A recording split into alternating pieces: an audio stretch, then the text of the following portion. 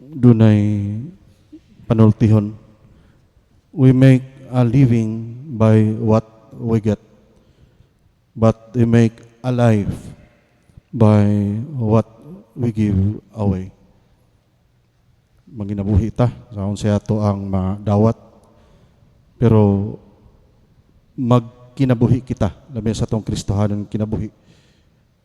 Sa malay sa gingon sa kanta nga mabuhi kita dili para sa atong kaugalingon lamang. Ang atong ebanghelyo nagsaysay nga si Jesus nagistorya o nagpahinumdum sa mga dato nga para kanila imposible nga mahimo silang makasulod o mahimong mga anak sa gingharian sa langit. Naay mo react dato day mo bitaw. Dili sa material nga paagi ang pagkadato nga gipangita sa atong Ginoong Kristo. Og dili pud makaingon ta nga og dato dili gyud makasulod sa gingharian sa langit. Kung dato ka nya mahibalo pug ka moabi-abi sa uban, kahibalo pug ka muhatag sa mangayo o baka pambit sa mga nanginahanglan. Pasudlo na po siguro ka sa langit. Nabihay po, dili maluoy ang Ginoo. Bitaw. Dili mawala ang panglantaw o panghuna-huna nga diha sa pangandoy sa pagkadato gusto ra gyud nga makapanag-iya para sa iyang kaugalingon sa punto nga mahimong dalo, mahimong hakog, mahimong inot, dili mantigo, muhatag o mupaambit ngadto sa uban. Gusto o dinaghan, dili gusto nga makwaan. Gusto o dinagko, dili kontento sa ginagmay. Ang kamilyo sa panahon ni Jesus sa ilang lugar mo'y pinakadako nga hayop ngadtong panahon na. Karon sa may pinakadako nga hayop, hapit tibok, nasod, maukupa, buhaya, bitaw. Gigamit sa atong Ginoong Kristo ang kamelyo tungod kay mao may dako sa iyang panahon. O kini gitandi kumpara sa mga dato nga naa sa estado sa pagkalabaw, sa pagkadako o taas na estado diha sa katilingban. Apan sama sa usa ka kamelyo kung guyuron mutuo o gani ang paghiskot mahitungod sa mata sa dagom nga mas makasulod pa ang kamelyo. Matod pa sa among professor kaniadto nga dito day sa Jerusalem dunay dako nga gate ug magabi siradan to siya. So ang mga tao gikan sa gawas dili na kayo makasulod. So ang gibuhat sa mga tao naghimo sila bangag, lungag sa pikas bahin.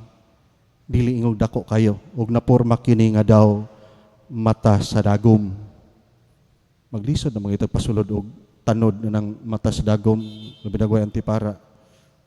Unya giingon pa gyud sa ebanghelyo nga mas makasulod pa ang kamelyo sa mata sa dagom. Of course, igamit lamang kini sa paghulagway labi na diha sa pag-ila nga ang Ginoo makabuhat sa tanan.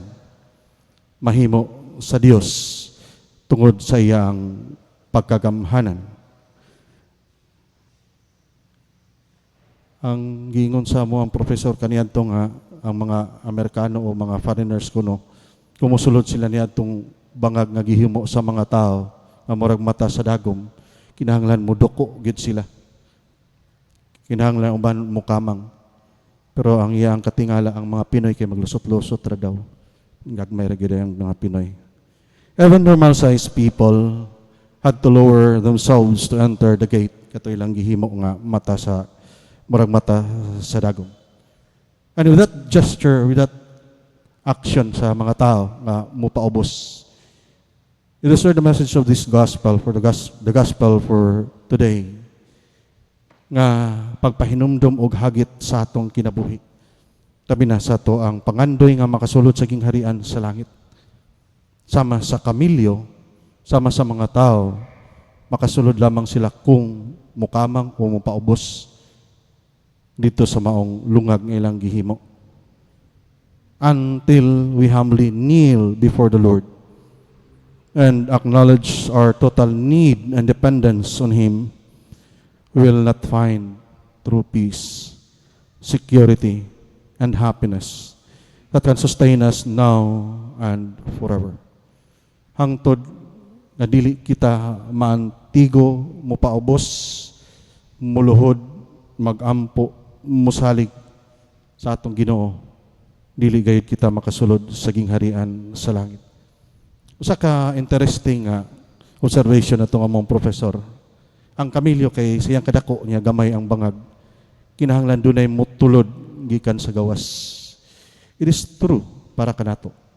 Sa atong pangandoy nga makasulod kita sa gingharian sa langit, dili magnilibakay, dili magdinaotay, kundi magtinabangay. Aron kita magkauban o maghiusa, magpadulong o magkuyog nga makasulod sa gingharian sa langit. Tabi na sa atong mga pagampo. Dunay gingon si San Agustin, atong sa ulugon niyang kapistahan sunod simana. Reminds us that we are all poor beggars of God. Sa iyang sermon, he said, even though you possess plenty, you are still poor. You abound in temporal possessions, but you need things eternal. You listen to the needs of a human beggar, yet you yourself are a beggar of God. What you do with those who beg from you is what God will do with this beggar. You are filled and you are empty. Fill your empty neighbor from your fullness, so that your emptiness may be filled with God's fullness. Hinautunta nga sa atong pangandoy nga makasulod sa gingharian sa langit. I don't know if it is really true with kinaiya sa mga bulanon, di man po siya kay bulanon po may kagikan. Kanang kinaiya nga ija aho, no? Atong tinguha, labi na sa atong pagkabinunyagan, magtinabangay, magkahiusa, na mag-uban, padulong sa pag-ambit sa kinabuhi nga may katapusan dito sa gingharian atong kaluwasan. Naot pamta.